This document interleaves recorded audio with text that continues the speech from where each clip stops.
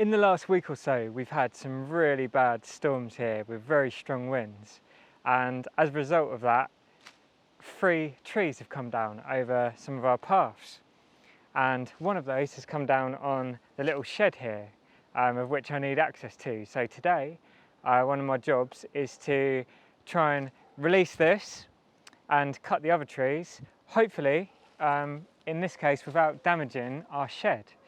So the way I'm going to do that is, I'm thinking if I cut it here, all of the weight is going to come down on top of the shed and just basically crush it because it's only a weak structure. So I'm thinking if I go the other side and use my long reach pole pruner, I should be able to release some of the weight round there, and then I can come down and take this in sections so we haven't got a monumental amount of weight falling on the shed in one go. In this roughly acre of native woodland behind me here that we're in now, I play no role in interfering or having some kind of human management in it whatsoever, because I think nature does it best, and I think we need to rewild more of our landscape. The only time I do intervene is like today, when a tree has fallen down on something I'm using or a pathway, and it could be potentially dangerous. As a bit of a disclaimer, I do or do not claim to be any type of professional tree surgeon in any way, shape or form, but over the years I've just had to learn the best way I can to manage trees and things like that when they've come down, and I've learned the hard way a few times. So one of the tools I do use now quite often when I'm having to do these kind of things is this tool here, which is absolutely brilliant. And this is one of our tools me and Laurie use for our garden maintenance work we do as well when we're not at Freedom Forest. And as you can hopefully see there, it's basically a chainsaw on a long pole. And the amount of times I've been trying to do these kind of things with just a small chainsaw, and you're basically having to be right under the thing you're cutting, and I personally want to be as far away from it as possible. I find it really handy as well to have 2 types of chainsaw, because quite often one of your bars will get pinched in the tree and it's stuck in there like sword in the stone. However hard you pull it, it won't come out. So having a second one to release it is very handy. But hopefully I won't have to demonstrate that today if I get it right.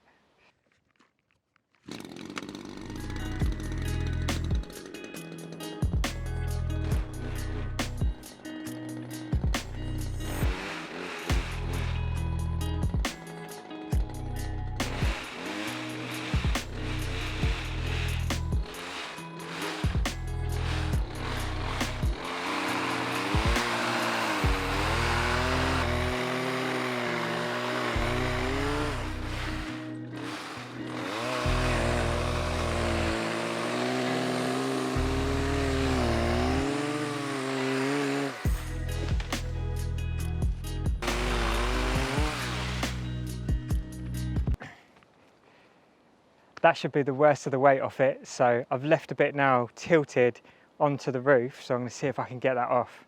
It's only a fiberglass clear panel roof on there, so it's very brittle, and I think it's already been broken a bit already, so see how it goes.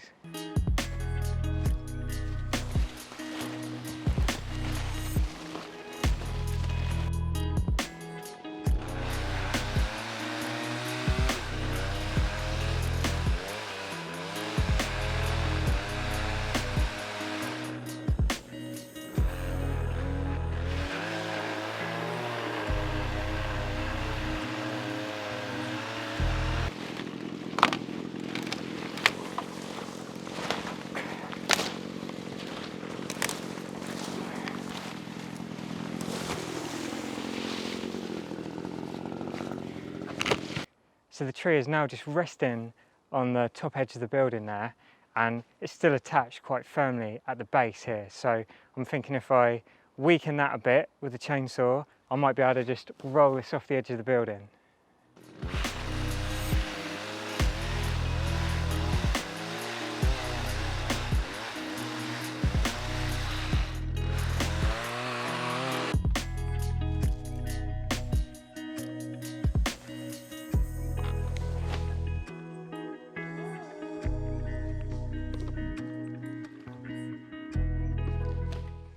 Well, that went pretty damn well.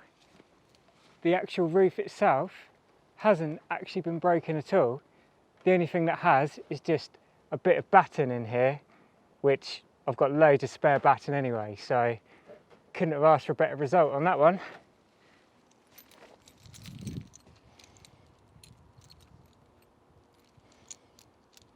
I was just going to show you inside, but as usual, this is one of the classic kind of things that happens to me. Out of every key I've got on my keys here, the one for here has snapped in half in my pocket at some point, so we can't get in there today. Never mind. So you can see here the cause for this tree falling, other than the extremely high winds, is it is very rotten down here. And this bit of woodland is mainly made up of birch, and that's because that's a pioneer species, and at some time in the last 40 to 50 years the old forest was clear felled, and I found all sorts of old remnants of the last owner using this. There's bits of car axle and things like that in amongst the trees in places, and birch is actually quite a short-lived species, one of the shortest lived actually of the UK native trees, of only around 40 to 60 years. So a lot of these trees are actually coming to their natural end of their life cycle anyway, and they're now being replaced by a succession of sweet chestnut, which is a naturalised tree brought in by the Romans. We've also got quite a bit of oak as well coming up in here, and alder down towards the stream a bit more as well. And it's generally only once a tree is down, I'll use the small handheld chainsaw when I'm out of the danger zone, basically. And the end of this birch actually looks really intact and non-rotten, so I'm going to put a little block under this end and see if I can find the end of the rotten bit.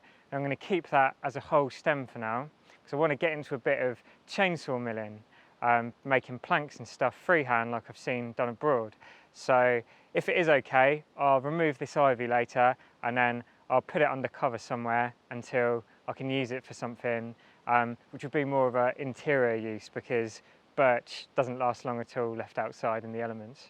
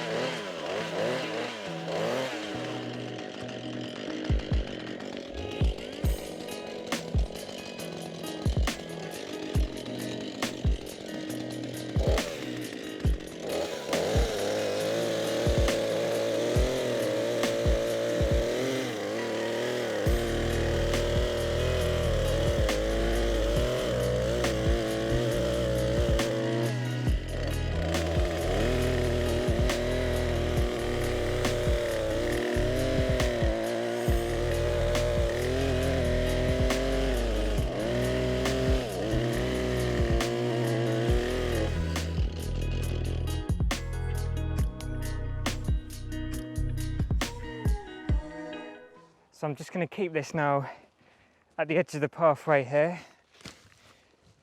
just off the ground on a couple of bits of wood, until I've got someone over here who can help me lift it. And the rest of the tree I will return to nature and put back in the woodland. This bit will be really handy, as I say, because I'm going to practice doing some chainsaw milling, and if that just doesn't end up well because I'm practicing, it will be firewood, and this will also give a nice supply of birch bark for natural fire lighting as well.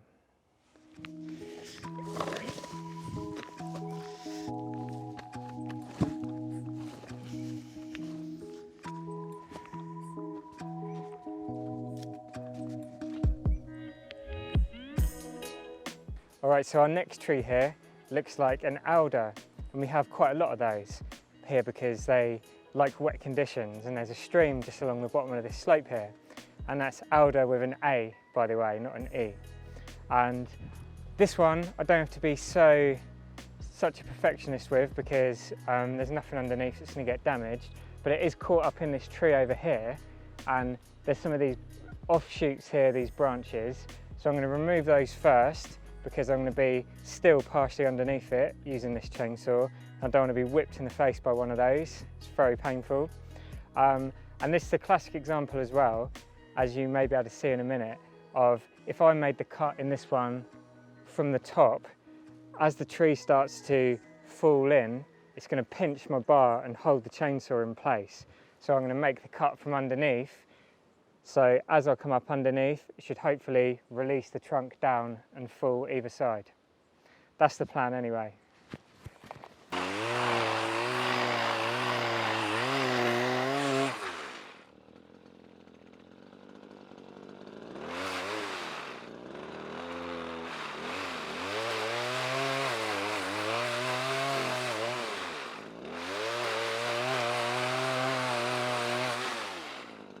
I think if I give that a good push, it might just come down.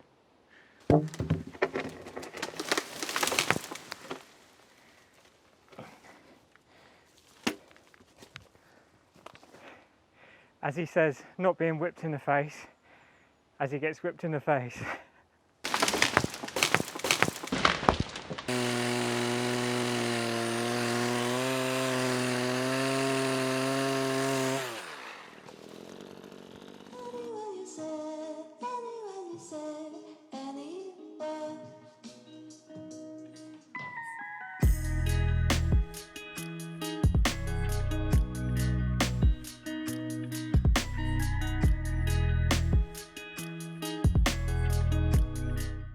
Before we carry on with the video, we'd just like to say a massive thank you, because we've got our very first Patreon now. And if you're unaware of what Patreon is, it's a way that you're able to show your support for what we do. It provides a platform with a range of options where you could cover the cost of a packet of seeds for us, or even make a one-off or monthly donation in support of what we do. It means so much to us already that you just watch our videos.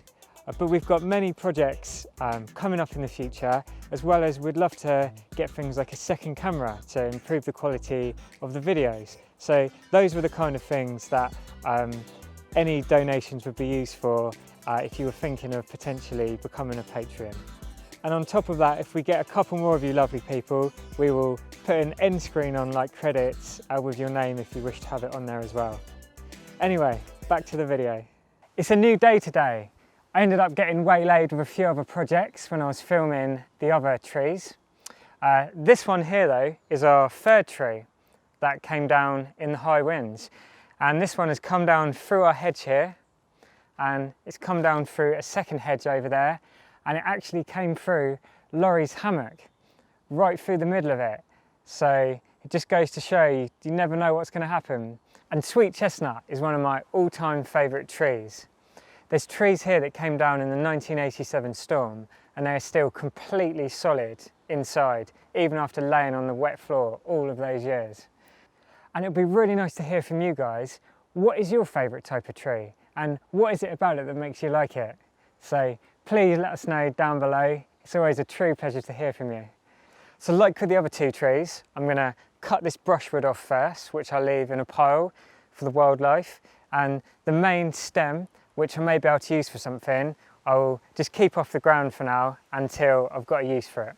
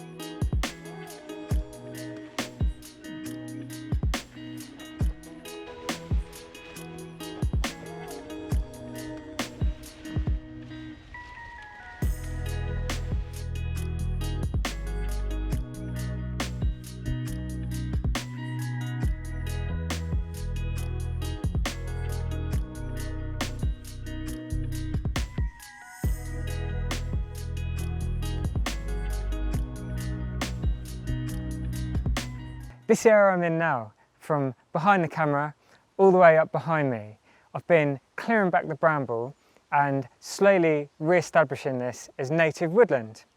And I'd love to hear from you guys as well if you've got any recommendations for native trees that you think would go well here. I'd like to say a sincere thank you to you all for watching, and don't forget to let me know if you've got any tree recommendations for me for this area. And if you haven't already subscribed, please do so.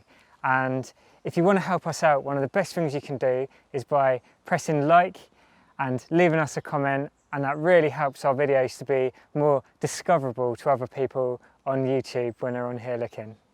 So thank you very much. Peace and plants.